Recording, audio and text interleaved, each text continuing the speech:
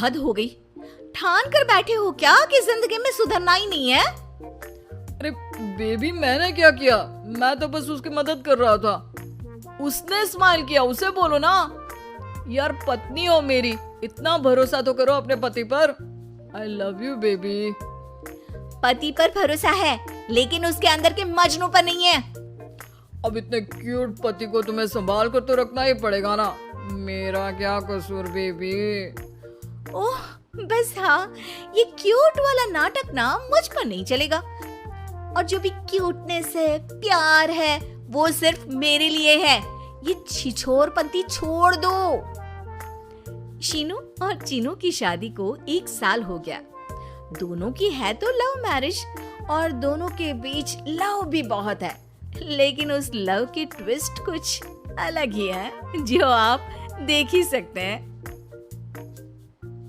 ओए छिछोरा मत बोलो, इज्जत बहुत है, किसी से भी पूछ लो अगर कोई मुझे छिछोरा बोल दे तो। हाँ हाँ बस सब जानती हूँ मैं।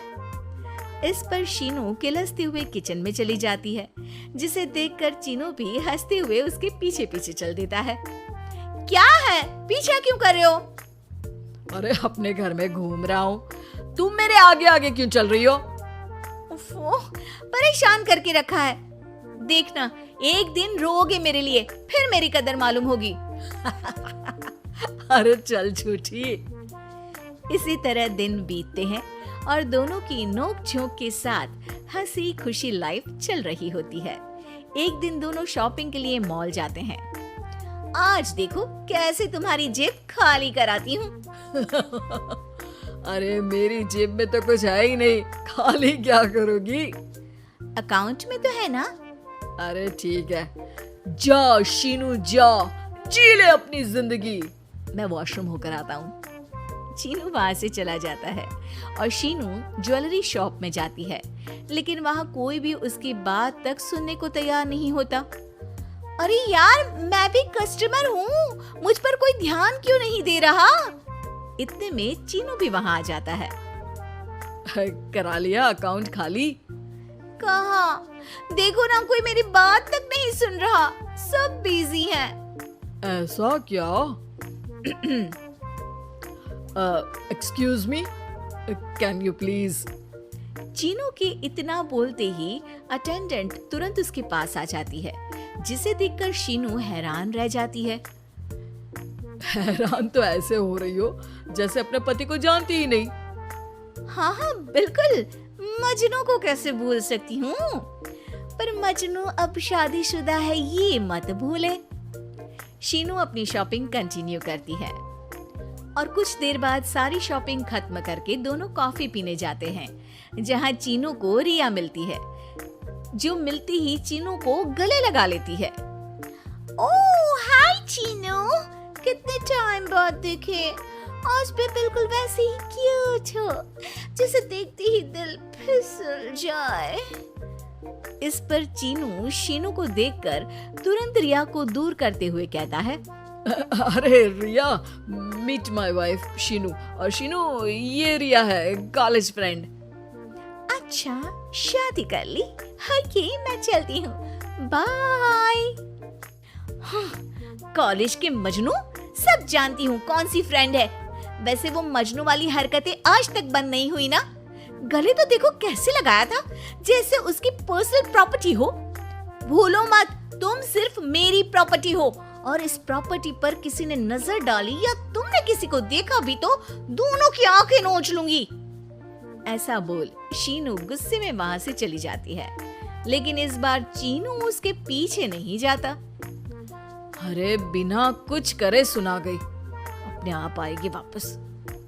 चीनू शीनू का इंतजार करते हुए वहीं बैठ जाता है।